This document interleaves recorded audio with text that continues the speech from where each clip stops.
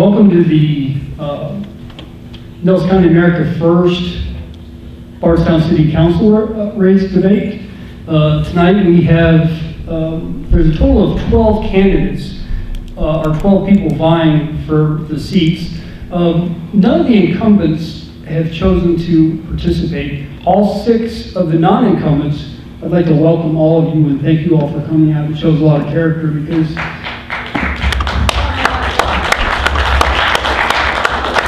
This is the only debate that offers public questions, and I think it tells a lot about your openness and transparency. And I hope that the voters of the city of Bardstown recognize that their current incumbents are unwilling to answer public questions in a public forum. So anyway, we're going to start out with the Pledge of Allegiance. I pledge allegiance to the flag of the United States of America and to the republic for which it stands, one nation, under God, indivisible, with liberty and justice for all. All right, we're going to start with the opening. In order to start to see who goes first, Kenny Fogel is going to write a number down. Well, he's written a number down, unknown to me, any candidate. So if you guys could come up with a number between what, 1 through 30. 1 through 30. Angel? 5, 10, 25, 15, 11, 7. 24 it is, so 25 gets it. You get to be first. Okay, look at You get a 2-minute opening. All right. Good evening, everyone. I'm Barbara Blackstone. Thank you for being here, and thank you for organizing this event. Allow me to share with you a quote from a pastor that I admire, and it summarizes why I'm running for city council. I choose to dream with greater depth and less selfish ambition than my younger days, seeking heaven's approval versus earthly applause. Making name has given way to making a difference. I think I can make a difference, and that's why I'm here. We have a brilliant community that has its ripe for growth. My vision is to grow a wellness tourism industry. It's a new way for us to enhance what we already have and create more wellness and activities for our Bardstown families. 14 years ago, I can probably speak loud enough. 14 years ago, 10's more than 14 years ago. I turned it off. Yeah. Go ahead. Okay. 14 years ago, I moved to Bardstown because I chose to move to Bardstown, and it's been an amazing 14 years. 5 years I served as a chairperson on the Bourbon Festival Committee, and it gave me an opportunity to meet our bourbon industry and get to know those people and what the partnership offers us as a community. 4 years I served on Bardstown Main Street as a chairperson of Bardstown Beautification Committee. There's so many dreams I have yet to fulfill, and I'd like to do that. For 5 years I substituted with the Bardstown Schools, Nelson County Schools, and the area technology schools. 3 years I was on the St. Joe Board of Education. Through that I've known many of the children and grown to be very passionate about ways that we can enhance what we do for our children and the community's families. Like finish that Olympic-sized indoor pool, finish the walkways that circle our city, and join the businesses, the restaurants, and the community centers with bike walking and riding or walking. 3 years I've served as a chamber member, and I'm currently serving as a chamber member ambassador. With that opportunity, I was able to meet the tourists and the Bardstown businesses and learn from them firsthand what we need to do for them. I have personal experience as a business owner, 14 years I've been a yoga teacher in Bardstown with my own business, and I'm a co-owner of Millicare, Kentucky. We currently serve over 1 million square feet of commercial offices, our businesses, all different kinds of businesses. So Bardstown voters, if you choose Barbara Blackstone, me, I promise to give you a fresh new look at what we can do for Bardstown's possibilities.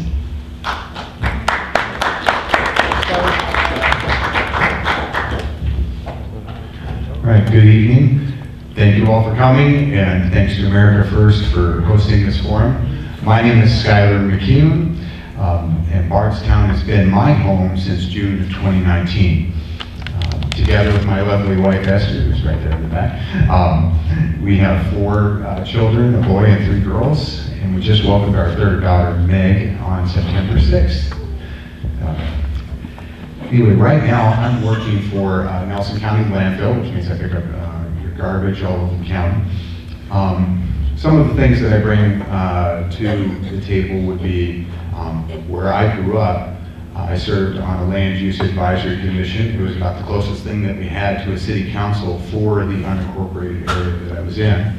I served there for several years. Dealt primarily with land use and zoning. I also have a degree in communications and a master's in education and leadership, which is what brought me to Bardstown at first, was to serve as a private school administrator. Wherever I've been, though, my goal has been to serve.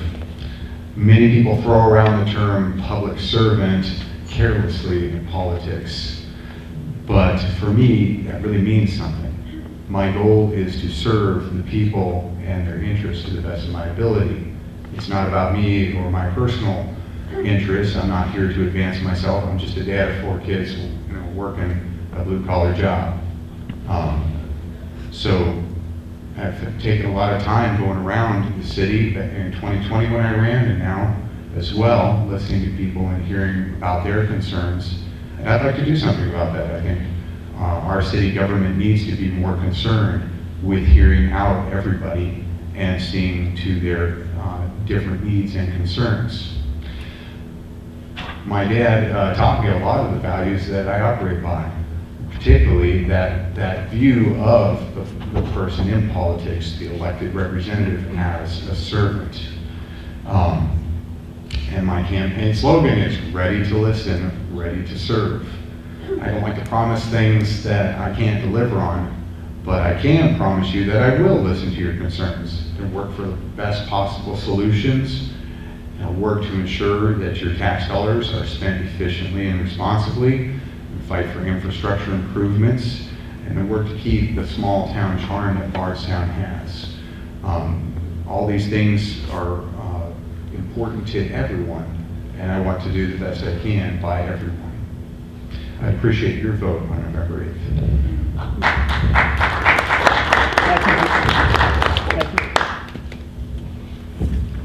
Thank you, ladies and gentlemen. I'm Matthew Cooper, candidate for Bardstown City Council. That's why we're all here. Skylar, you pretty much stole my speech there. This has been a calling to serve, and I do not throw that around freely either. I want to represent the people. We can't have a government that lays out rules and dictates them to their own personal gain. We have to stand up. We have to represent the people, the citizens of Bardstown. They have to have a voice. When I'm out campaigning, what I see are folks that are at a loss of words. And we need to stand up for these folks. I've lived here for 30 years. I've raised my family here. I have 4 children, all of whom are very successful. They make way more money than I do. And I'm very proud of that. And I'd like the opportunity to serve the citizens of Bardstown. I'm not in this for personal gain, which has been way too hard as of late. I look forward to serving you as your next Bardstown City Council member. Thank you. Alyssa?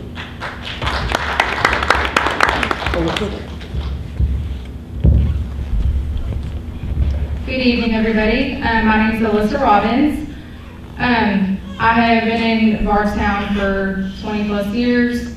I have ran a business for 16 plus years. I now am a business owner, so I run and own my own business.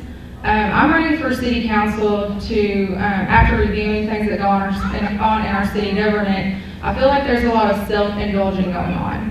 The office does not belong to the elected officials, it belongs to the people, and I'm here to work for the people. I feel like the citizens, as well as business owners in Bardstown, need a voice, and I want to be the voice for business owners and citizens. Whether those business owners can even, vote for me, I don't care. They work in the city, they have to go by city rules, and that's what I want to do. I want to work for those people. I do not owe any favors. I do not belong to any special selected group. I will work to represent the people. One thing that I want to work towards if I'm elected to office is I would like to see that the permitting process is streamlined. That's something that I have had to deal with firsthand. I've talked to several builders in the area. I've talked to several other homeowners. It's a very tedious and lengthy process, and that's something that I would like to see streamlined.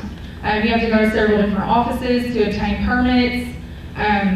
You're not even explained to the next steps that you have to go through, and I would like to form a non-biased, non-political committee to streamline that for everyone and make it easier. I'm running for Bardstown City Council to be the change that our citizens want and need. I'm a very educated and self-taught entrepreneur, and I will treat everyone equally and fairly regardless of your status in the community. Thank you.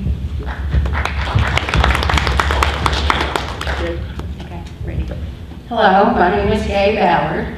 I'm running for City Council pretty much for the same reasons as the other candidates here. I think we're really in need of transparency and open government.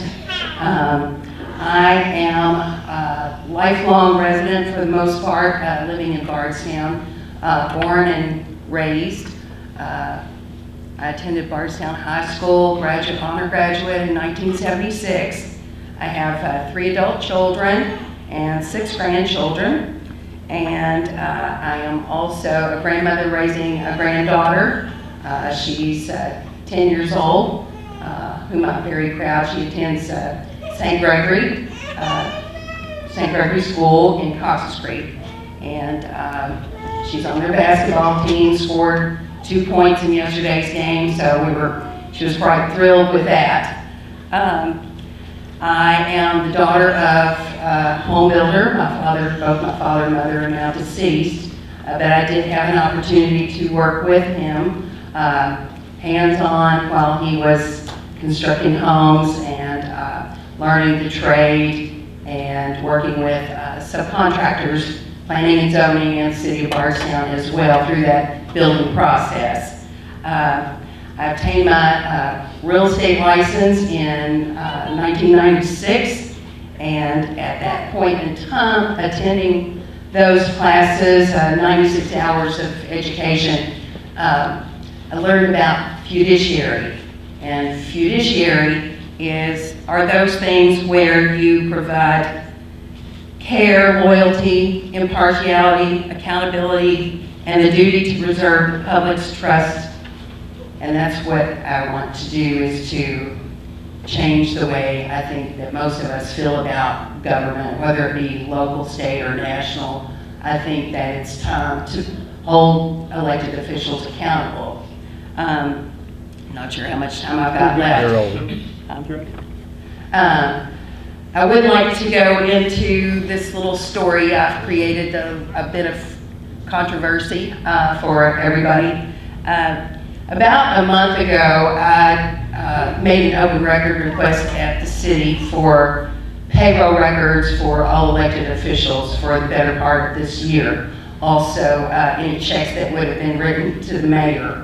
The reason I asked for those records was because in looking for the mayor's salary one day, I discovered an article online that said, call to the post, don't forget to set elected officials' pay.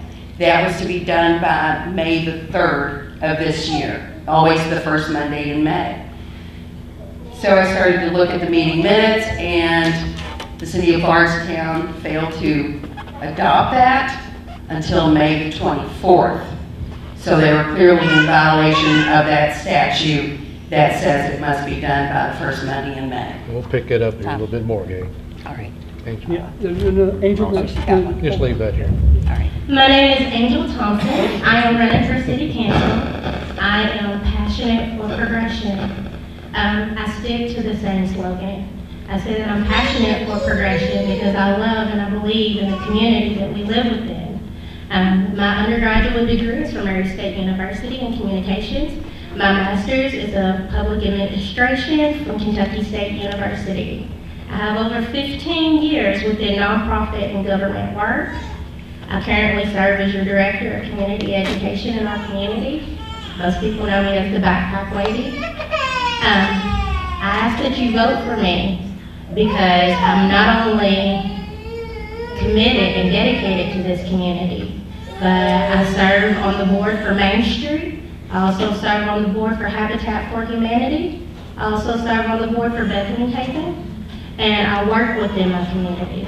I don't only talk about it, I don't only observe it, I'm out there, I'm in it, and I believe in our communities, and I believe in our people. And I want to be a part of progress, and I want to be a part of change. So if you choose to vote for someone, please support me. Angel Thompson, I'm passionate for progression.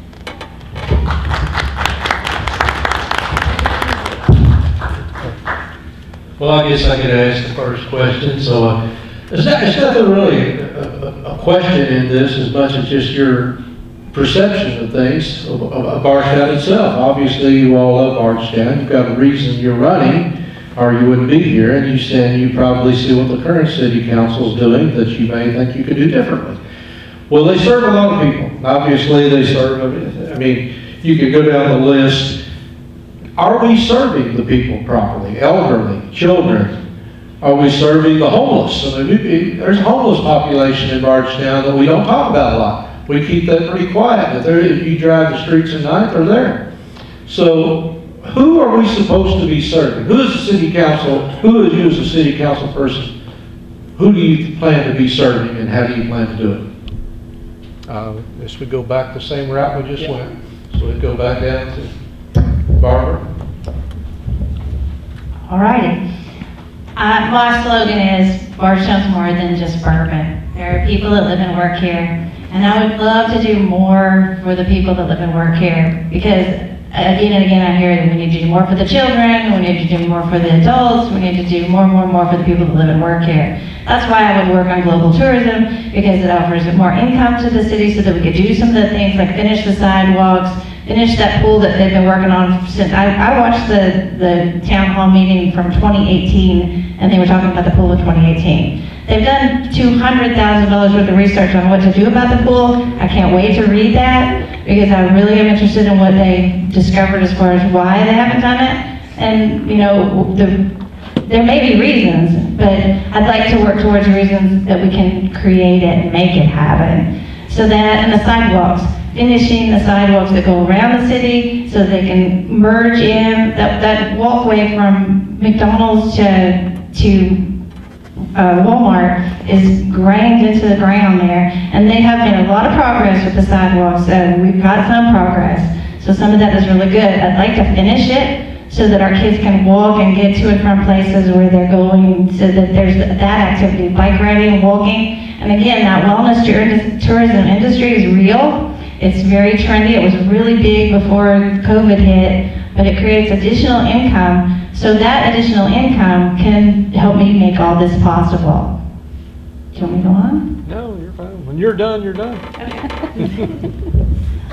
By the way, 2 minutes. 2 minutes. If you could hold the applause until the end, everybody gets 2 minutes for. So we get 2 And we'll let you know. We'll give you a little signal here. Well, as far as is the town serving people properly, they could do better. That's why we're running. What could be done better? A number of things, but I think one thing in particular is it's quite clear that the city at this point is concerned with certain interests and industries, but not necessarily everyone and certain people in particular. We got the bourbon industry covered. it's pretty clear to see it's covered. We got plenty of manufacturers and distillers, and of course plenty of jobs that come along with that. And of course, you know, all the events that we have throughout the summer. But it seems like a lot of individuals, they're getting the short end of the stick. I remember last time I ran, I talked to a man who had, the city came through and tore up his yard. They said they sent him a notice, but he never really seemed to have got it. They didn't try very hard to let him know before all of a sudden he found these machines in his yard ripping everything up, taking trees down, and they said, oh, we gotta do something with the sewer system. Which is fine. I mean, and it's great that the city is keeping up with things like that. But at the same time, they need to have care for individual citizens. If you're going to tear up your yard and make it ugly for several months, then you should try really hard to make sure they know that and it's not a rude awakening. Things like that. There's private business owners that have had struggles with regulations when they see their own businesses and properties being targeted for violations and such, but at the same time other people and businesses seem to not have that same problem, even though they're very similar. So the city does need to be more, the council exists, I should say, to represent the interests of everyone, every single person, and they should be concerned even with the smallest things like a small interference with somebody's property, trying to give everyone an equitable treatment, making sure that they all receive fair treatment under the law, and of course equal representation.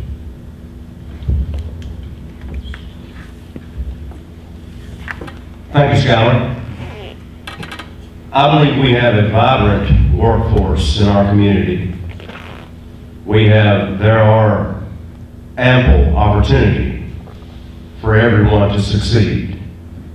We need to sustain that. I've talked to several business owners, small business, that are having a hard time right now considering pulling up ship and leaving town. Those are jobs. And we have to hold these businesses. We can preach all day long about the tourism, about the bourbon industry, how we have all these great things in our city. But when our city doesn't maintain and doesn't promote fairness among businesses, the small businesses are having a hard time. They're struggling themselves. So if we don't have employers, how can we have employees?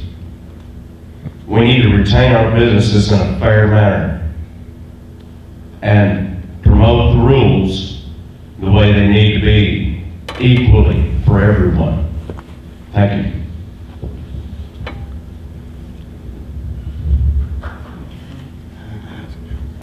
Okay, my big thing, I guess the reason I'm here is to really express to everybody how frustrated I am with the city council and how they're operating. So I'm just going to tell you another little story. In a post on Nelson County Gazette questioning tax moratoriums and how they work, Betty Hart responded by explaining, but added they were only available for properties in the historic district. Prior to this post by the Nelson County Gazette, Betty voted to approve 3 tax moratoriums, 2 residential properties in the Maple Hill area, and 1 commercial property on New Haven Road, clearly outside of the historic district. The tax moratoriums are available to residents of the city on their residential properties that are 25 years or older, also with the commercial properties as well. Application is made to the city and approved by the council. Oh, I'm sorry. That was adopted in 1994. The county adopted the tax moratorium program in 2014. So if you're a city resident and you're going to renovate your home, invest money in demolition or addition or those kinds of things, then you can make those requests. When you make the application, you have 2 years to complete the project. Once that's completed, certificate is issued for 5 years, so you don't pay city, county ad valorem taxes. It doesn't apply to the library tax or school taxes. Melissa? Yeah, we'll just start down there next time. I don't believe the city helps the people in any way, shape, or form. I think that the mayor and the council people work for themselves. If you're friends with those people, I think that's what they're there for. They're not to help any citizens of Bardstown. They could care less about its business owners. They're there for themselves and their friends and family. Kind of with that being said, now I think the mayor's park is a lovely thing. I've seen the drawing of what they plan to do with that. However, why can that money not be spent up by the public pool, for something to add for the kids to do in our community? Why can that park not be used for the veterans that served in the Vietnam War in this community? Why could it not be used for something like that? I feel like there is just too much filling our pockets and not enough putting money back into the community.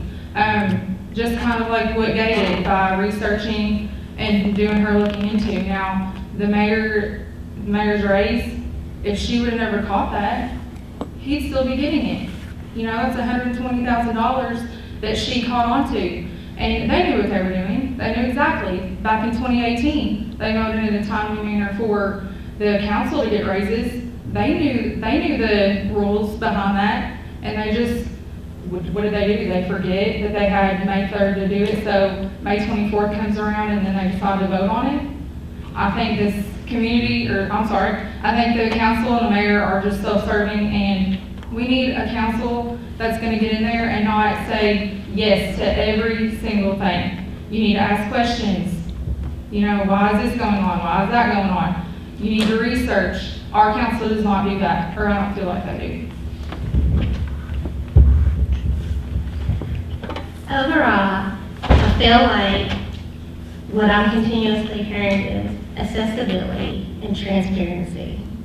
I think that we as people, that all of our desire is that when we review our city government and the people that live within our community, is that the people that live within our community feel like they have direct access.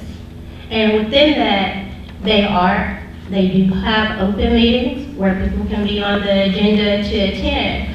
But I think that comes with that personal touch. As stated before, each person talked about their personal experience engaging with the community.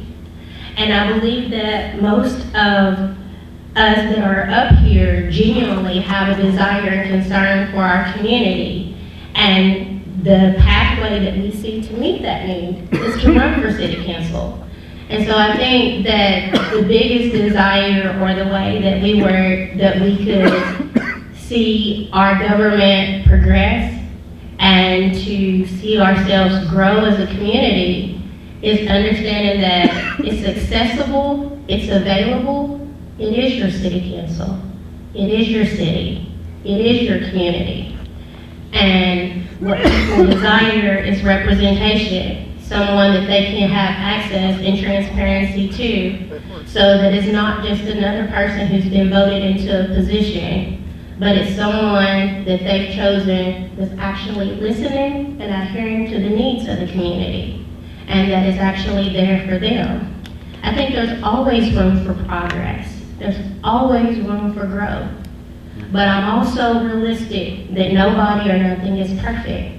I think that this is an opportunity for us to all to be able to say that truly we want to represent and be accessible to our community and still get city council open. Just hold on to the mic there, you're going to be first. All right, there's been a lot of talk of fairness and equity in this I have two, thank you. The water went down the wrong way, that's fine. Anyway, so there's been a lot of talk among you guys about fairness and equity and how some of the citizens of Bardstown are treated potentially unfairly. My question is, two of the hot topics, and I'm going to conflate both of my questions. I had two questions on this, so I'm going to conflate them because I think they both are relevant and the same thing. The historic district, we have people that feel that the historic review board can be arbitrary and capricious in treating some people differently. In fact, some city council people have been alleged to be getting preferential treatments along with their friends and supporters. The first part is, do you think that the historic district treats people fairly? The second part is the sign ordinance. Goes to equity and fairness also.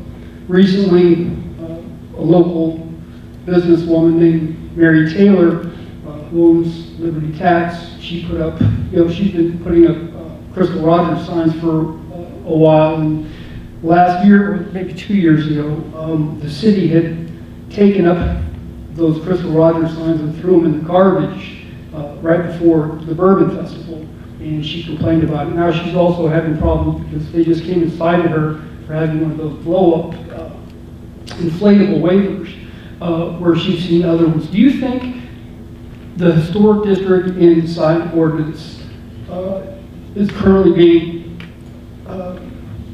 done fairly? Are those two are people being treated fairly in those two situations? Go ahead, Angel. Angel? I believe that when it comes to programs and adhering to regulations, that there is consistency and that the regulations should be transparent and accessible to people to be able to follow through with the process from beginning to end.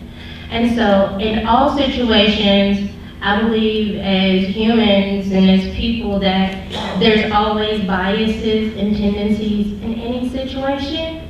I believe that by giving clear process of how to go about filing for changes in the historical district and things such as that, if we present consistent processes and information and regulation, that can clear the biases or things that are not fair or that are looked at as being unequal.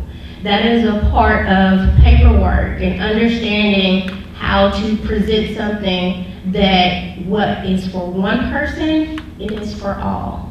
And when we provide strong regulations and policies and documents that are consistent from beginning to end, we take away the opportunity of people showing biases, and we put a procedure in place that people can follow by and that adheres to everyone and treats them as the same. Yeah. I agree with Angel, but I also want to add that I don't feel that the Historic Review Board is fair. I attended a city council meeting where they were in discussion about a renovation on a house that is owned by Ron Clark, who's the superintendent of the Bardstown schools. Well, just so happens to be that Joe Buckman, who is the current city councilman, was the contractor on that project.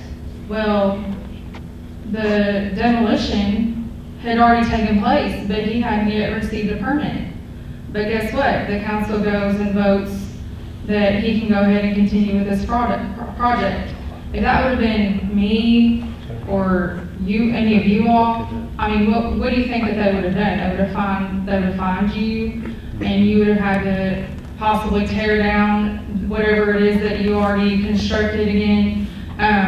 It's just not fair. Going back to Mary Taylor, her inflatable, I think it's absolutely ridiculous that she's fined for an inflatable that is on her sidewalk, and her business is well off the right of way of the road.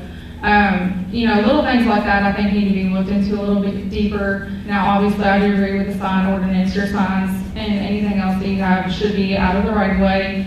But things like that maybe draw an attraction to her business. And mind you, she's a city business owner. Her business brings in revenue for our town. She pays city taxes. And to throw a fit over an inflatable that's right on her sidewalk, I think is ridiculous. You're next. Go ahead. Just go down. It's going to go. Okay. All right. A lot of topics covered here. Fairness, number one. If it is always going fairly, we have a lot of people talking about the fact that they feel like it's not going fairly. So interpretation of reality often is what people believe to be true. So a lot of people don't feel like they're being treated fairly. So I'm not sure why they feel that way, but I know that to be true because I talk to a lot of people, and they've often expressed that feeling to me. So I would do whatever I could to help people feel like they were treated more fairly, whatever that takes to make that happen. Now, as far as signs go, I do believe that we have to have rules about everything, the signs included, but again, I like what you all are saying about those rules being clear, and I love what you said about having streamlined methods to get things done. Because every single time these small businesses and, you know, people that are doing work on their homes have to go and like you permit the color of your door, you permit whether you put a hinge on, you permit whether you put a window in. It's like you get permitted to death, and you can't afford that if you're a normal, you know, small business or just a resident that's trying really hard to do any kind of renovations to their homes. Plus, some of the rules on changing and doing, they're very old. They were done back in the 60s, and they called it historic. Well, they're based on things that were done in the 60s, and that's not really technically, in my opinion, very historic, just the 60s. I mean, okay, 60s is historic, but it's not like 200 years old. So maybe we need to update some of these programs so that they're more modern. Oftentimes we can do things that are better ways to do it that are more modern, but they look just as historic as they did before. So working with maybe upgrading even the rules that we're currently following need to be upgraded to match where we are and what's available to our users. And make it affordable. Make it affordable to do improvements on your business. Make it affordable to improve your home. With regards to the way that the Historical Review Board seems to be operating right now, I'd say no, they do not seem to be operating in a fair and equal manner towards all. I just talked with someone today. They were telling me that the person at their house that sits in the historical district, they're being told that they need to spend money that they don't have to change their siding and their windows and other things. Where as you can look at the place and see that it's pretty good the way it sits. It's not, you know, out of place or unusual looking. But the biggest problem, of course, being that the same person said, but then there's this other house down the street that does not conform to the very things that I'm being told I must do. And they didn't have a problem. So the business owner last time I ran said the same thing. They made some exterior changes to the building that they were in. And they were told that these were not allowed and that they needed to undo the changes. And when they pointed to the next building over that didn't have to make these changes, they were told, no, this, you know, it still applies to you. And that's not the way things ought to be done. But it may very well be that we will need to craft a written code where we have these things, where we have the regulations for historical buildings and the historical look that we're trying to get, have that written down in a uniform code, and remove the case-by-case decision-making in order to ensure that all homeowners and business owners are treated equally and fairly. The city sign code, I read it. It says explicitly that it's designed to be accommodating and make it easy for people to post reasonable, non-obtrusive signs and displays. It's supposed to be pro-business, pro-free speech, and not a means of restricting those things. So code enforcement should be primarily concerned with maintaining a friendly spirit towards the people and businesses. They're here, they're part of this town. So we should be especially accommodating to them.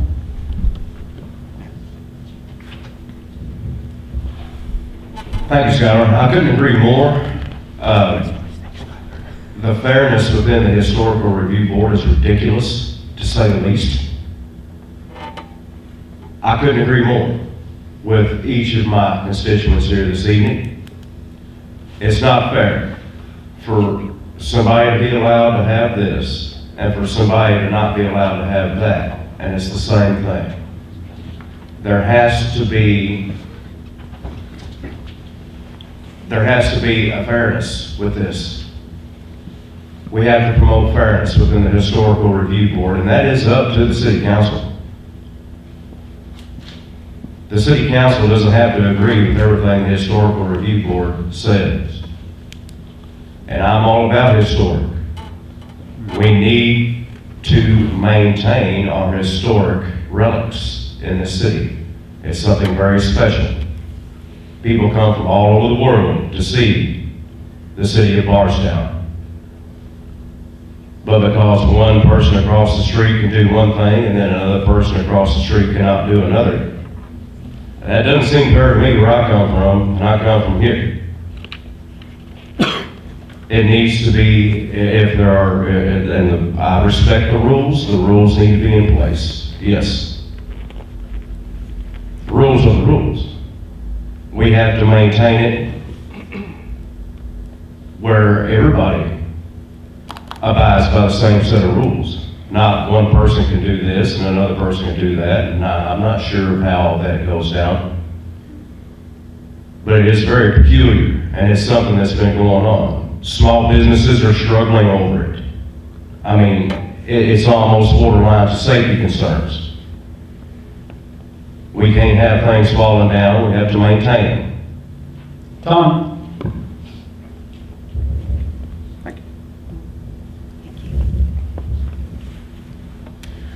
Okay, I was at the same meeting as Alyssa discussing the certificate of appropriateness as required by anyone making renovations, demolitions to property within the historic district.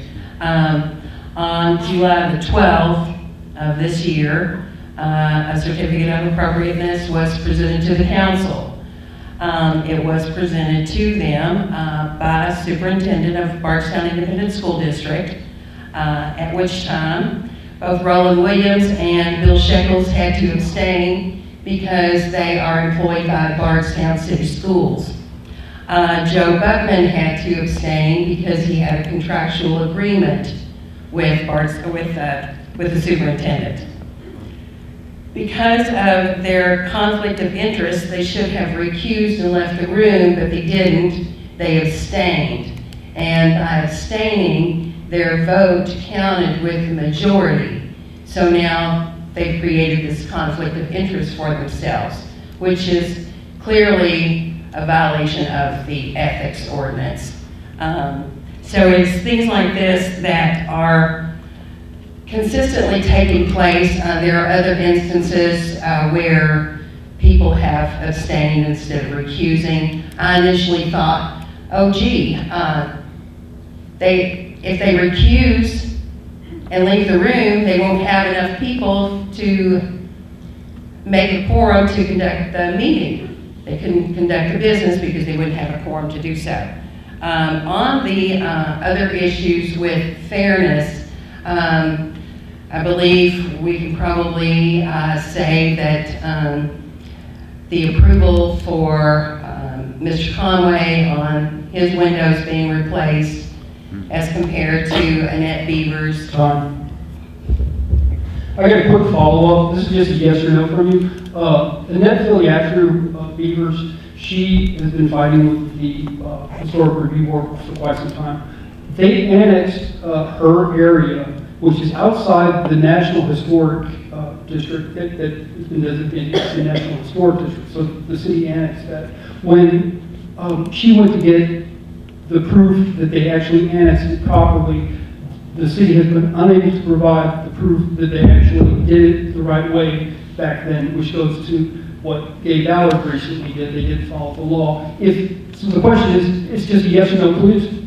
If they didn't follow the law with annexing the Historic Review District, would you be for or against repealing that section? Go ahead. Yes, just yes or no? Yes. Okay, next. Can you pass? Yes, no, just pass the mic to Matthew? Yeah, there you go. Oh, Yeah. there it is. Yes, no? There it is. Oh, thank you. Just yes or no? Just yes or no. I'm sorry. Yes or no? Yes or no? Would you be for repealing it if it was not done properly? I'm sorry, I didn't hear you. Would you be for repealing it if it was done improperly? The verdict against Annette Beavers. No, no, no. The annexation of the historic district, if it was done improperly. If it was So done do you mean, improperly, would we be for appealing her to be, No, no. The annexation, whether if it was done improperly, would you be for or against repealing that section being annexed and doing it properly, or bringing it up to the question was about public hearing. And some of the residents there said there was never a public hearing. So they have to have a public hearing by law to annex something, and they can't prove it at the time. So it's a yes or no. Would you be for or against repealing it if they did it the right way? Skylar? That's definitely something. Yes, we should repeal that. Yes. Yes. Yes. All right, first poll questions from Frank Thompson.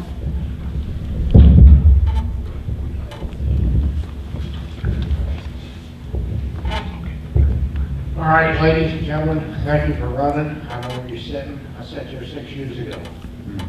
My question is, we seem to have had $750,000 disappear from our city funds over a period of 2 or 3 years, and nobody knew where it was going. So my question is, what is you as city council members going to do about the occupational tax that seems to be bringing in more money than they know what to do with? And what is your view of looking at the city's budget about cutting 5% off the top? I don't know how many people have been doing budgets, but I've done budgets for the world's largest construction company, and you can take 5% anywhere. Thank you.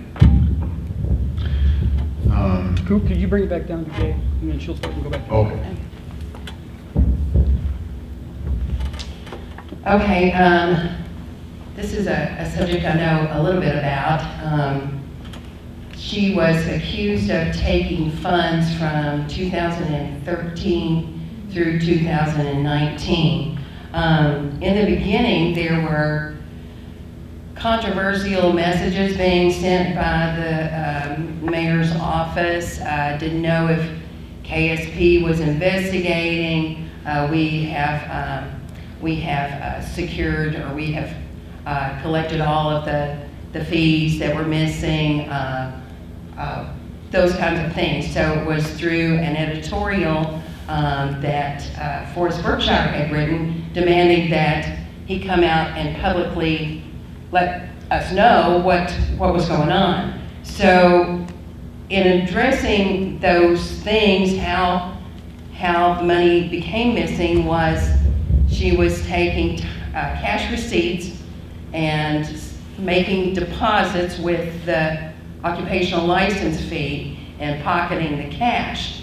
But in looking at the financial audit for 19 and 20, she actually, it says in there that she opened up 9 separate checking accounts without the 2 required signatures, which would have been the mayor and another council member. None of that was ever mentioned, not in their statement to the public or not in the filing with the bond company. I have a copy of that open record request as well. There are some varying figures on the years when those things were taken. My other concern is that she was not the CFO for 2013 and 2014. So where...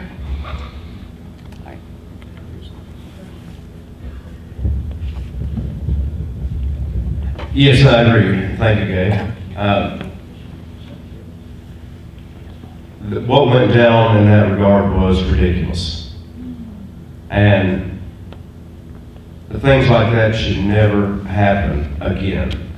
It's curious to me that the city of Morristown didn't prosecute this woman and left it up to the FBI. Still do not know why. Can't get answers from anyone. We cannot have that. I believe there are still monies that are still missing that are probably by now irrecoverable. And it's a shame, it's an atrocity. And it definitely, I mean, I wouldn't want to close the book on it by any means. We can't have this happen in the future, for sure. And they need to be prosecuted to the fullest extent of the law. All right, don't have a whole lot of time, but with regards to, with the 750,000, I think to prevent things like that in the future, you need internal and external auditing. I mean, there needs to be accountability. Books of the city should be more open. With regards to the occupational tax, you know, if there is more revenue than the initial purpose, then I firmly believe that if we're doing fine on the incoming revenues, we need to look at possibly cutting taxes. There's, you know, we've got county. There's so many different taxes at so many different levels that everybody has to deal with. So if we can provide any relief for citizens and businesses, we should do that. Cutting the city budget wherever that is appropriate. If we have, again, you know, if everything is being covered well, great. I think a rainy day fund is also important to have. And we should make sure that we are well stocked in case of times, you know, financially, we're going through a rough time economically in this country. So we need to be prepared for years when we will have lower revenue. But wherever possible, we should look to be giving the people whose money we are taking a break and take less of it. That's a lot of stuff going on. As far as, I'm still curious how someone for 7 years was stealing money and nobody caught that. So there definitely need to be more internal audits and external audits. I totally agree with that. And open audits and open books, which is, we do have open records so people can't go to look at it. Often we wouldn't know what to look at. That's why you need to have professional auditors helping you do that. As far as somebody pulling from the top, the people that should be pulling from the top are the citizens, and the city council members should be helping to make that happen. I agree if we can find a way to cut taxes, certainly not increase taxes, but if there's ways that we can take that abundance that we're experiencing now and put it back into the community to do things for our citizens and our children, we really need to do that right now because we're really lacking in opportunities for our families to have things to do right here in town. Everybody's leaving, going to Louisville or Lexington to do whatever it is they need to do. So we have to focus on that to make this a better place to live and work. And that would be a priority of mine to focus on how can we use those funds more resourcefully to do more for our citizens. Touching base on the 750,000, if I was elected to office, I would actually like to look back into that and see why the mayor and the council stopped that investigation. I think it would even be, you know, worth it going back to look a little bit further and see exactly how long that had been going on. Because I think it's safe to say that she wasn't the only one filling her pockets. Now the final budget has not been released yet. I am 110% against raising taxes in this city. A couple of things though, when looking over the summary of the budget, I noticed that the Bardstown Police Department, they have $111,000 set aside for fuel. Sources have told me that we had 10 plus police cars leaving the county line. Why is that? As high as gas prices are, why do we have police officers leaving the county? I know Jefferson County and some counties in Lexington, their police officers stop at the county line and then drive their own vehicles home. So why can our officers not do that to cut down on, you know, just that part of the budget? Another thing is vehicle leases were over $90,000. I'd like to look to see, is it beneficial for us to lease those vehicles? Is it, you know, financially beneficial to do that versus purchasing? I don't know the benefit in that, but that's something else I would like to look into if I was elected. Again, I'm a strong believer in policy, procedure, and regulations. And a part of that, as I said before, I come with over 15 years of experience with nonprofit and government. And previously, when I worked for Transportation Cabinet and Governmental Relations, one of the portions that I worked within was in sidewalks, pedestrian safe routes to school, transportation enhancements, and my responsibilities were handling the contracts for the cities and counties across Kentucky and transfer those funds. There can be auditing and ethics that can review the work that you complete. And I believe that what has happened is that if we continue to see our procedures, our policies, and not become comfortable and relaxed when it comes to handling budgeting and finances, that is another way by just simply following the rules that we can make room where there is a lack of error. Consistency is very important. Also as well, we talk about the budget and our desire to do things to implement for children. But very seldom do you hear anyone discuss about the budget for a recreation area. It is one of the areas of the budget that suffers. And so with that, I encourage people to always to remember opportunity cost. If we are going to build it, we're standing on the faith that the people will come and that they will support and that they will also pour into our community. And I think that there's collectively, that as a community again. John Royalty.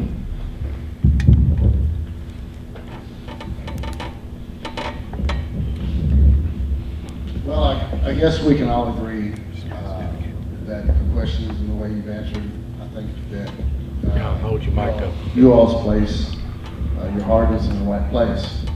But my question, what I'd like to do is go back and ask about the $120,000 raise, and pretty much each one of y'all have agreed that it was, I think is wrong.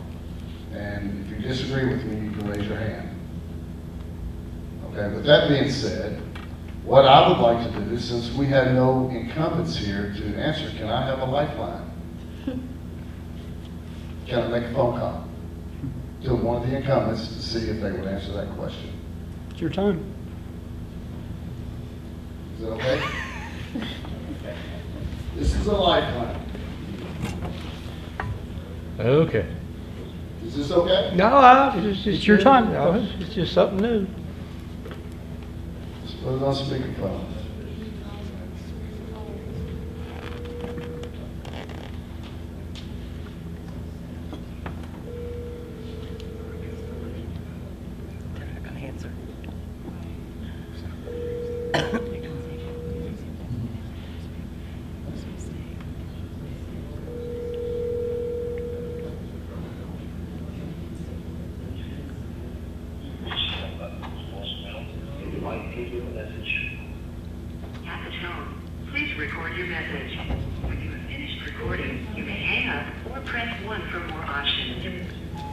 Okay, apparently Mr. Joe Russell's not going to answer. Can I have one more? I'm not in favor of it, but you can go ahead and do it. I mean, I don't know. This is But I think it's important. They're running for public office. I don't think it's good to ambush somebody without them knowing you're calling, though. I'll tell you what it is. I think it's good if we just like to address it in our own ways, if that's all right.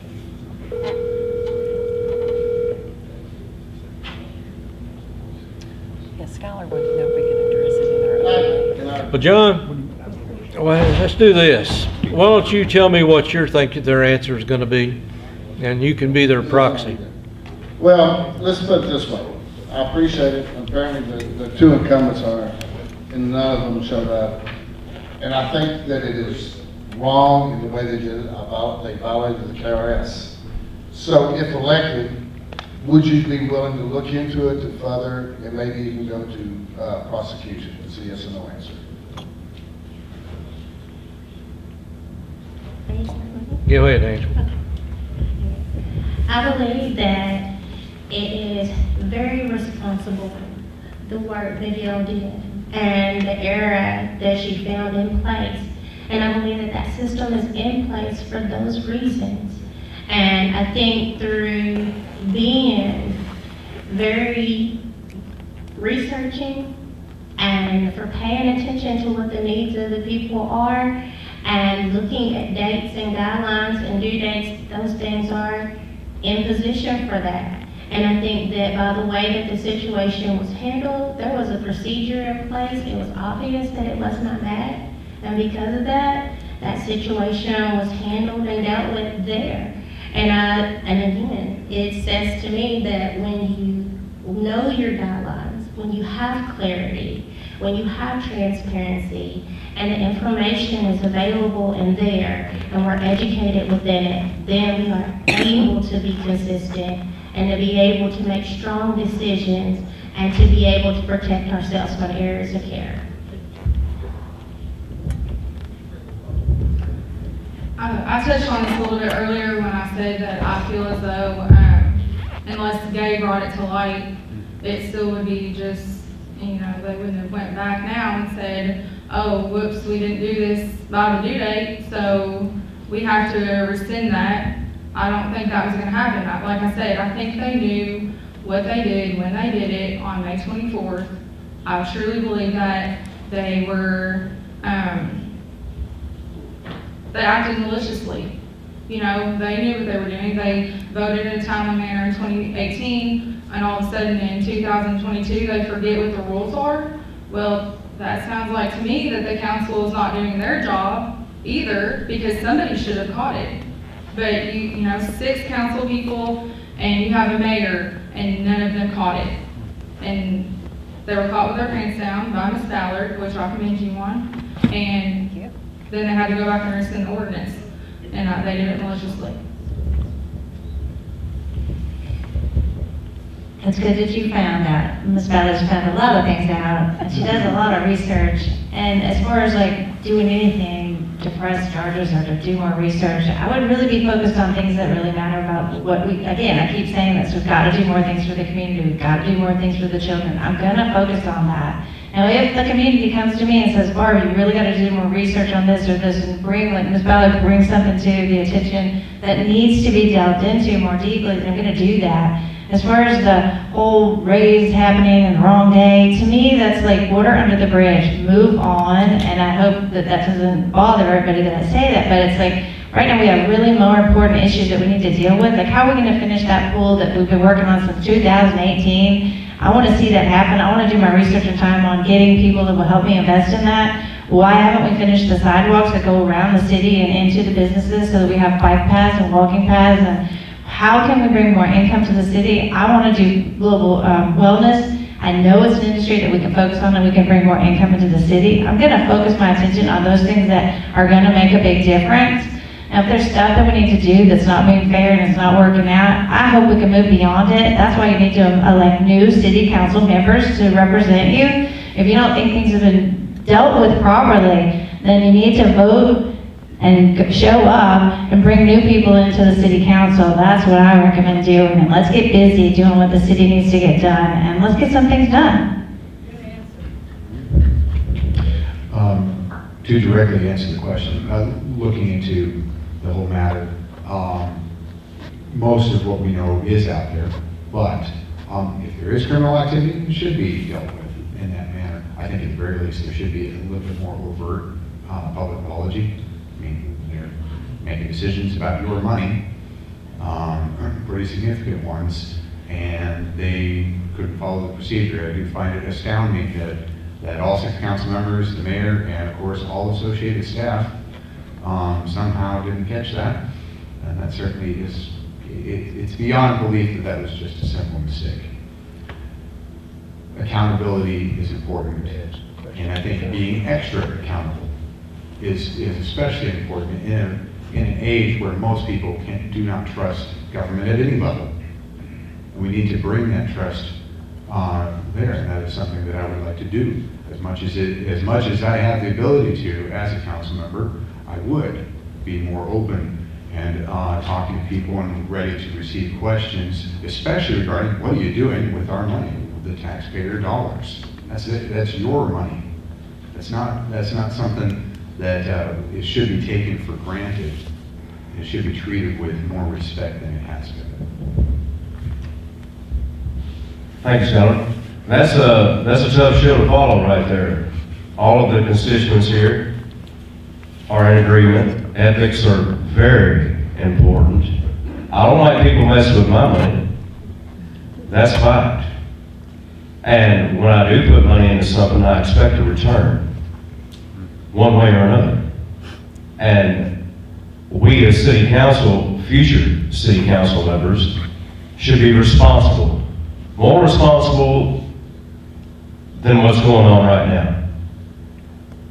If we are entrusted with taxpayer dollars, they need to be put into place wisely. We all have heads for that. We don't need to pay a committee for 15, 20 years to tell us how to spend our money. That's what we are elected for. We are here to delegate these monies responsibly for the people, by the people. We don't need a third party to come in and tell us how to do it. What's the purpose? Why is there even a city council if we cannot even do that? So I agree with my constituents here this evening. We need to be responsible, but we need to be more responsible. Thank you. Thank you. On the mayor's salary, I had been privy to the information for about a month. I met with a friend of mine, and he actually took it to a council member and addressed it personally. And the response from that individual council member was, who's pushing her to do this? So that should give you some indication that they didn't want to repeal the ordinance. They would have not repealed the ordinance if there wasn't going to be a push to do so. So it's my thoughts would be the response should have been, oh, thank you for letting us know. We're going to take care of that immediately. But that's not what happened. That's all I have to say. I'm going to step in and ask the questions to follow up before we get back to we'll follow up on what the former mayor was talking about a few minutes ago. I'm not going to make any phone calls or anything, but one of the things I do, you got a unique opportunity here tonight. The incumbents made a conscious decision not to be here. I don't know why. I mean, but tonight I've heard several people mention accountability. I've heard you mention transparency, and I've been involved in politics most all my life. And one of the things I always believed in is you get a chance to talk to your constituents or future constituents, you take advantage of it. Tell me, why do you think they're not here tonight? Why are you sitting here alone, and why do we not have any incumbents sitting at the table tonight? Gabe, we'll go ahead and start with you and head down the other one. All right. In an article presented to Nelson County Gazette by the mayor says, okay, vote for me. We've done all of this work. We've got work to do, as if they are a package. Vote for me and all of the current council members. So if you'll remember back in 2017, that's when they had their first big power grab. And that's when Dick Heaton, David Dones, Joe Buckman, and John Kelly would have ran in a slate, so to speak, for city council. So they're trying to hold on with their status quo, and I would say that they don't want to be here tonight because it's almost indicative of the way that people are treated by council members, as if you are a second-class citizen and you're not worthy of their time. And that's kind of how it makes me feel. Like, we don't need to sit down, we don't need to speak with you, we don't need to argue with you, we don't need to point anything out, because we got this in the bag. And that's terrible, because people, including myself, all 6 of us are in this to participate in the democratic process. So that's where we are with it. That's where we are with the current council. Thank you, Gabe. I couldn't agree more. The incumbents are thick as thieves. They, I don't even understand the diagram of it. When the mayor says something, they all agree. There's no rebuttal. There's no, how about we do this? There's no, they're all in it together. Every time. They work amongst themselves with no consideration, as Gay just mentioned, for any of us. We are second-class citizens in their eyes. And it isn't, I think they're selling themselves short. I have a hard time accepting that mentality. And until they're gone, we're going to continue, our small businesses are going to continue to suffer. We need a change, point blank. Thank you. Continuing the thought here, why didn't they show? Well, I think part of it also has to do with the legitimacy. I would say that by not showing up, they're trying to delegitimize candidates and the host group. It shouldn't be that way. You shouldn't, good public servants shouldn't be afraid to confront opponents or people who maybe weren't necessarily very happy with them. And that's what they're doing now. By not being here, they're avoiding confrontation with people who don't like them and their actions. And there's too much unity of purpose and and action between the mayor and the current council. That needs to change. There needs to be difference of opinion. There needs to be some disagreement. There needs to be different views. There needs to be different interests being represented. There should be a diversity of thought among the people who sit on the council.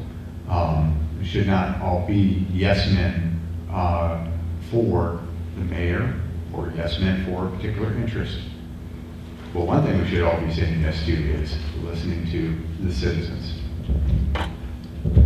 I say good, I'm glad they're not here. It gave us more time to talk and to be able to tell you what we're thinking about things. They haven't been listening to us for a very long time, and so it's your opportunity to change it. Because all of us here would like to change it, and we would like to give you a better chance to talk to us and to be a part of our community. I think in government in general, we see this with a lot of different places, the school board, the city council. You can name many different things with our government right now, and they're not listening to the people that pay the taxes. They forgot who's paying their paycheck, and that's us. So it's time for us to get louder and prouder and just show up to these meetings. And normally when I go to meetings, I'm like, Ms. Blackstone, you're done. You need to, oh my gosh, you're talking too long. It's like, I don't want to get shut down. I want to have a little bit more time to talk because I want to hear them tell me back what's going on. I want a conversation with the people. I pledge to you to give you conversation and not to shut you down, to listen to you and to do my best, to do whatever I can do to make your life in Bardstown better. The answer to the question why the incumbents aren't here is just simple. They're not transparent, and they were afraid of being put on the spot by anybody in the audience that may want to ask a question, or any of us that may have asked them a question. And it's that simple. Well, my clear take on it is, or my perception, shall I say, is that, one, I do not desire for someone to speak on my, And so therefore, I cannot say that I know the exact reason why they are not here. I do agree in the sense that I'm here tonight and I appreciate the opportunity to be able to be here and have the chance to speak and to have a conversation with the people. I'm not a person that will put words in someone else's mouth, and I'm not a person that I want someone else to put words into mine. I honestly do not know why they are not here tonight, but I will say that I am aware there is another debate, and I don't know what the attendance will be for that one as well this week, but I appreciate any opportunity that I get to be able to engage with the community and to be able to actually hear the concerns of the people and to know that I'm here to listen. Thank you, Angel. I just want to point out that that other debate does not have public questions. Next one is Charles Williams.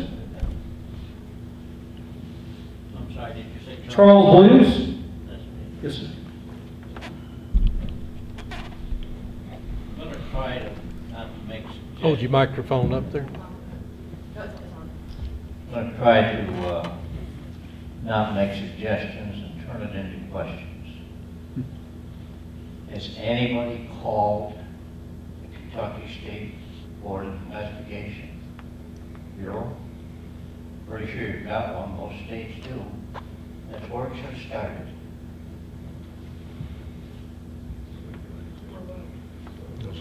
What was the question? Is it involved in the The Kentucky? question is, has anyone called the Kentucky State Bureau of Investigation? For what? To have an investigation of this $120,000 missing. It is not criminal. It was illegal. It was illegal under the KRS, but they've repealed it, and there's nothing else that can be done. There's no It's missing, you should have. It's not missing. They never gave it. An internal auditor should be taking this stuff to examine it every year. I believe they do that. They did that for all that time that she was there, that Tracy Hudson was there. So sometimes, I think it's, anyway, do you have another question? Do they have any internal controls that are being monitored? They did, and they do. Are these questions for the candidates? Yes. Okay. They can answer those questions. Okay. Okay. I'm sorry, Angel, you have the mic. Go ahead. So my understanding is he wants to know if anyone has actually contacted the Bureau.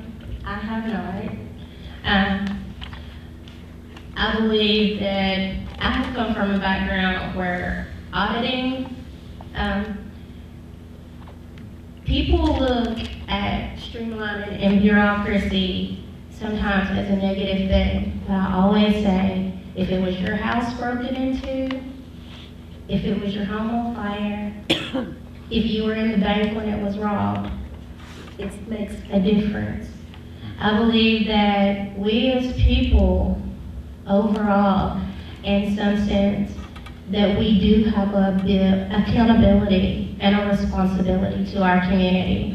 And the thing is about it is that to ensure and to make sure that the process is being taken, that we can say to our community with clarity and transparency that everything is being done to handle and to be able to look at that situation and find results and get true answers.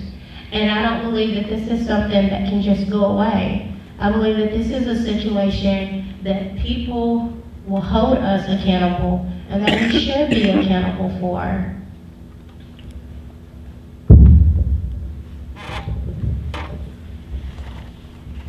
I don't really know what his question was, but I'm just going to add that with the, with the city council and the mayor maliciously doing what they did with the raise issue, I'm just going to say that I believe we need a council who is very, asks a lot of questions. I think we need to have a council who does more research, that pays more attention. You just have to ask questions and seek answers to those questions. That was a good answer. I get what you're asking us, that what kind of accountability do we have? There is an auditing, it's increased after the $250,000, what was it, over $500,000 should have missing, $750,000 should have missing. Then they increased their auditing that's being done, and it needs to continue to be done. Any small business would be auditing within their own business, and they'd be paying attention to that. It's interesting how that was missing and nobody noticed it. That aside, it's you know, I just think that we want to continue to do that within our own business of running the council. So council members doing that. We've also had a few people that are here that have done some research into figuring out what's going on with the city, and we are grateful for those people that be sitting down at the end of the table. We've got some people that have taken their own time and energy to do some research into what's going on within the city council, and some of it is concerning. The other thing is that I think that as far as voting, like have the city council vote, and maybe even have the citizens decide whether a mayor should get his salary increased by double.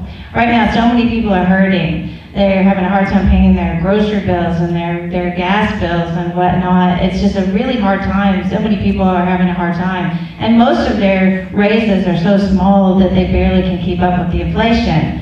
But the mayor and the city council voted to increase his salary by double what it currently is. I don't know anybody that gets a double increase in their salary overnight. That's concerning to me as a citizen. I don't think that feels fair. That doesn't seem fair. And I don't know what the justification was for the amount of the increase. So why haven't the citizens had a vote in that? To me, it seems like it's your money. You should get to vote on that. And there you go. Yeah, with regard to the salary in particular, yeah, I'm a pretty reasonable person. I understand. You work, you expect to receive a salary for that.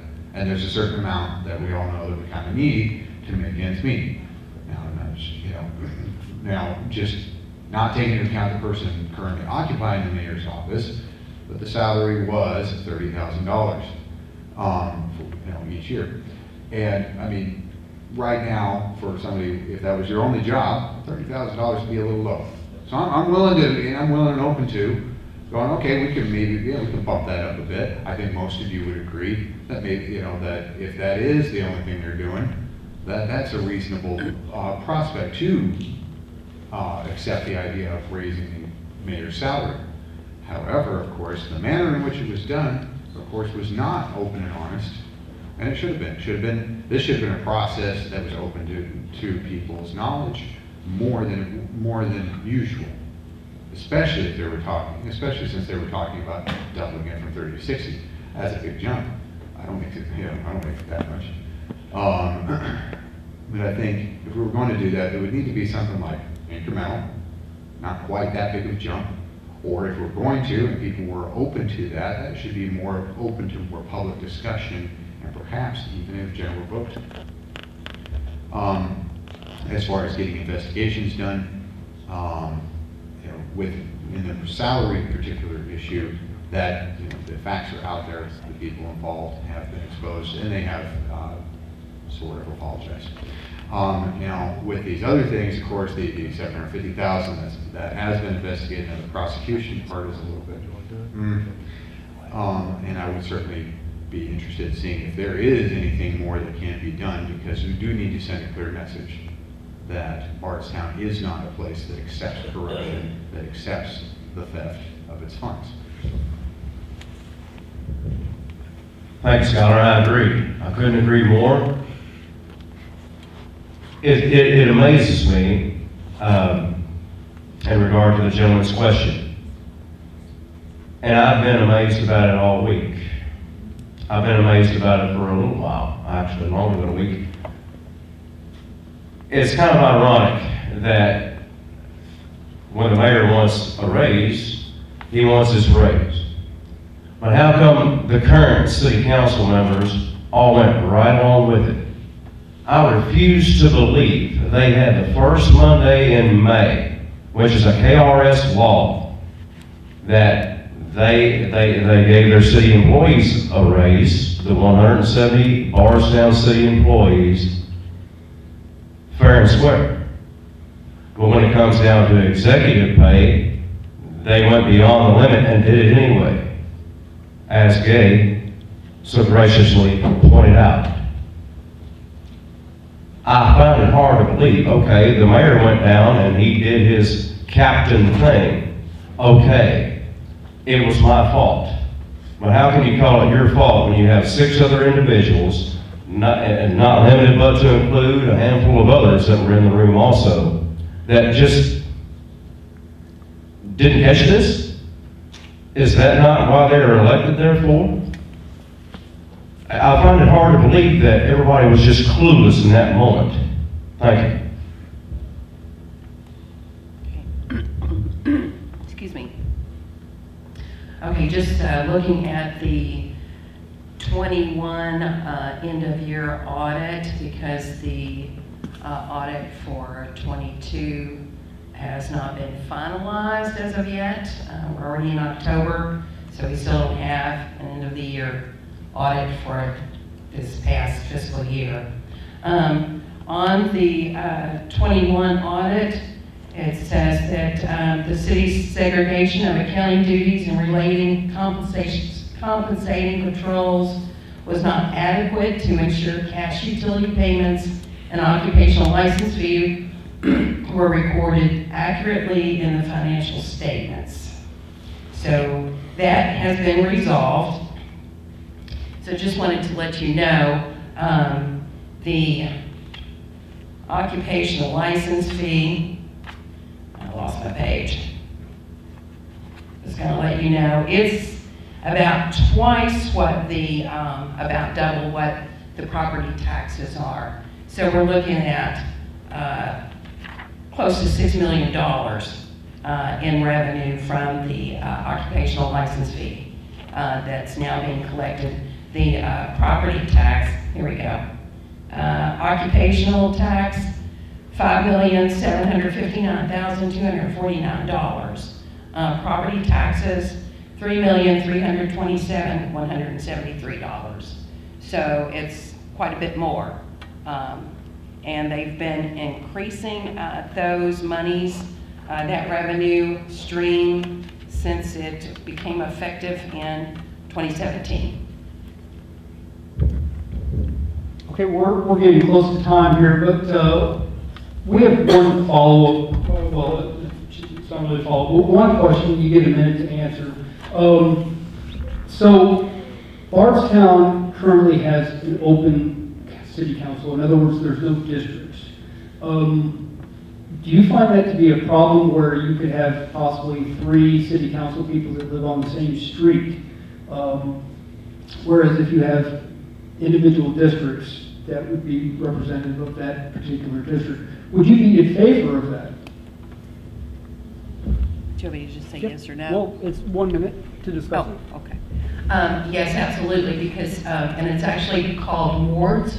So if we were to create wards similar to what the magistrates, what fiscal court has for the magisterial districts, then you would have one representative in that particular area to challenge an incumbent, and it would be more like a debate between those 2 people or the parties running for office in that particular ward. It's already on the city council website, so it's there. It would be an issue that would need to be pushed through by vote by city council. But of course it wouldn't be advantageous for them because like Don was saying, you can have 2 or 3 people. I agree. We are still a small city. We're way below. I mean, how many council members does the Louisville Metro have? 24? Something like that. And they each have their own districts as well. I believe they are nonpartisan as well. No, they're partisan. They are partisan. Okay. we're a small city, and I think the current structure will suffice for quite some time. Hopefully, we are working on growth, and if it comes to that point in time, we could, I believe we could make it partisan, and have more city council members and more irons in the fire. I think it could be good for the city as well. Of note, that there's some cities that have a combination of wards, representatives from wards, and also elected at-large representatives. I think that would be a good idea. So I kind of like the idea of sticking to a nonpartisan format, just because I want to represent everyone, regardless of a party affiliation. But sometimes partisan helps with people making their decisions, kind of having a general idea where everybody stands. That's kind of my thoughts on changing the system. I would be in favor of changing it. I don't think we need to change it, because I do think that it's small enough, our city is small enough that it's good that we have everybody kind of working together. I also think that we want to get the best of our city opportunities to do that working together. So I would prefer to keep it the way that it is. I personally think that we should keep it the way that it is as far as the city council goes, but I do think that maybe needs to be looked at or talked about is setting a time frame as to how long you can sit in office. Like the executive judge shouldn't be able to be on there for 30 years. The mayor should not be allowed to be on there for several years. And even city council, because I feel like people grow far too comfortable in sitting where they're at. I believe that I agree with how it is set up currently, and that's because the community speaks. You select your representative. You select who is your city council. And whether or not someone is on the same street or not, it is still the decision and the choice of you and who represents you. And I would not want to take that away from the people. I believe in our community. I believe in the people that vote here. And I believe that people can make that decision and choose who they desire to support and who they desire represents them. Okay, you get 2 minutes for closing. Angel? My name is Angel Thompson. I'm passionate for progressive, and I ask for your vote for city council. I come with credentials and years of experience, and I'm very qualified. I believe that there are process, procedures, policies, regulations in place, and when we adhere to them, that it allows us to make consistent and conscious decisions, and that it allows us to not be biased when we simply follow the rules. I'm passionate for progression, and I would appreciate your vote. Thank you. My name is Alyssa Robbins. I believe that we need, good representation. We need our citizens and business owners need a voice. I'm a businesswoman. I'm not a politician by any means. I promise to work hard and be a voice for everyone. I'm a very hard worker. I'm a workaholic in some aspects, so I feel like I'll be very good for this position. I'm open-minded. I offer a different perspective, and I'm not going to be a yes man. I'm going to ask a lot of questions and seek a lot of answers. So I appreciate your vote. Thank you. I'm Barbara Blackstone, and as I said in the beginning, I'm not in it to make a name for myself. I'm in it to make a difference. I see the community asking for more things to be done for the people that live and work here. I hear people all the time saying, bourbon, bourbon, bourbon, great. We have great bourbon partners, and I'm all for that, and I want to work with them. But I also think there's lots we can do to do more for the community and the people that live and work here. So that would be a vision of mine to do that. And part of it, I'll repeat again, is the wellness tourism that can work together with the bourbon industry. It'll increase the amount of time that the tourists stay in our town. And the research I've done shows that they spend up to $3 more per dollar that's currently being spent with any other form of tourism. So we will increase our stay, we'll increase our dollars spent, and we'll have more money to spend that's not coming from your tax dollars. It's coming from newly generated income from tourists that we already know that we like. It helps all the businesses, and it creates more jobs for people. So I'd like to keep working on that and do more. To do that, it would require us building the pool and making the sidewalks work, and all that comes together. So some of the money could even come from tourism itself. So they would be paying us to do what we already want to do.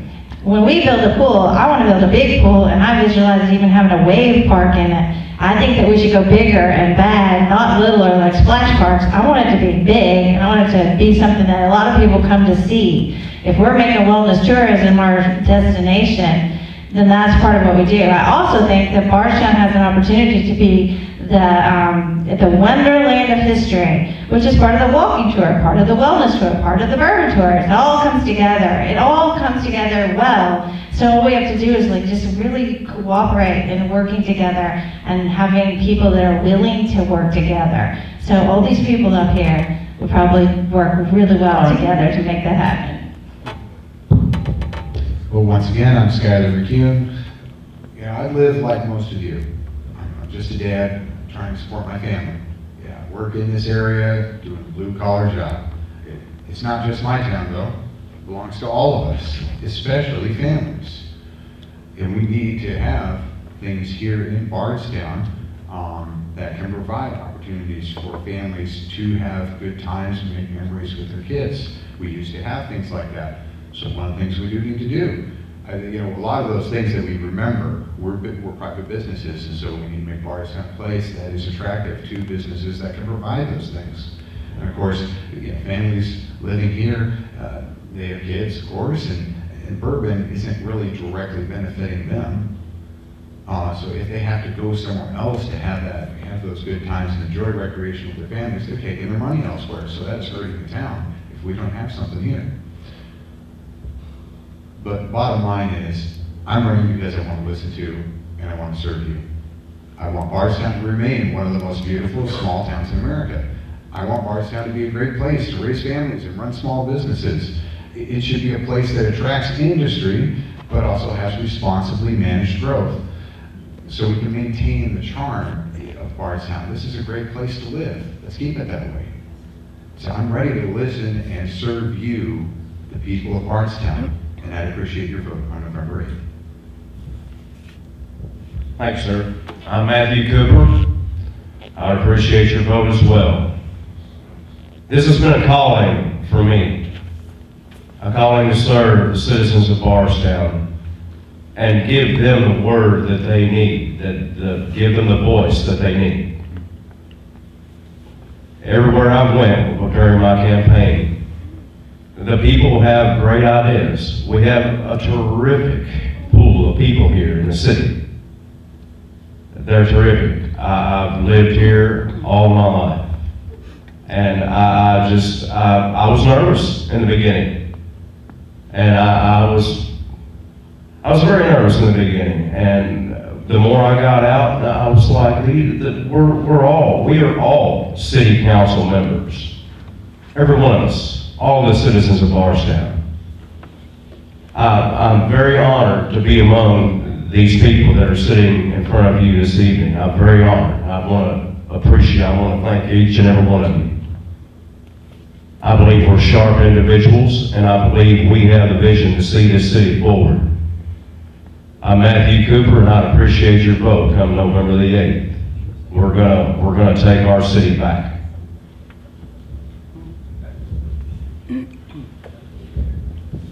Hi, my name is Gay Ballard. I'm running for City Council primarily to ensure the integrity of the vote for all matters that come before the council.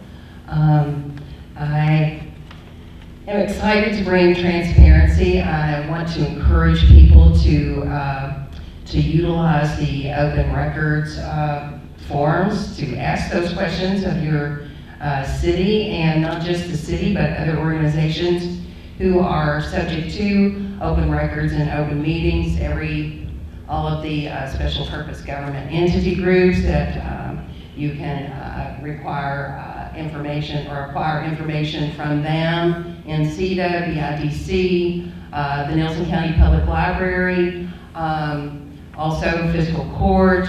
Those things are available to you, and there's a form online. So really part of my focus is to educate people along the way and to share what I learn with them, because you have an opportunity as well to represent the city or other government organizations that you feel like you would be best suited to run or participate in. And so that's really my goal, is to ensure the integrity of the vote before matters, on matters before the council, and then to encourage people to get involved and learn what's going on and become a watchdog if you have to, because those are the only ways that you're going to be able to make government accountable. Vote for me on November 8th would be greatly appreciated. Thank you for your time. All right, I want to thank everybody for coming up. But I want to particularly, this is our eighth debate, this is our final debate, but I want to give a particular special thanks to Amanda Mattingly. Amanda, can you stand up for a minute? She's been here every night. She works for PLG. She does a great job. She has really been great at organizing. I appreciate it. TJ, thank you from PLG. Thank you to the Nelson County Gazette, Jim Brooks. Wes Bradley has been very accommodating. I mean, we've had 8 nights here, or 7 nights. It has been pretty amazing, because this is the first time in Nelson County history where there's actually been public questions in the debate. And a particularly special thank you to Kenny Fogel, the chairman of the Democratic Party, who wanted to be fair. And Kenny and I have both, been candidates, and we've been to debates where it's been unfair, and we've seen it. And we wanted to make sure that this was done fairly and with people having the right to make a comment and ask questions in the debate. So thank you, Kenny. And thank you, everybody. Thank you, candidates, for putting yourselves out there. Good luck to all of you. I wish the incumbents would have been here, but they've chosen not to, so vote accordingly. Thank you, everybody. Oh, my page doubled.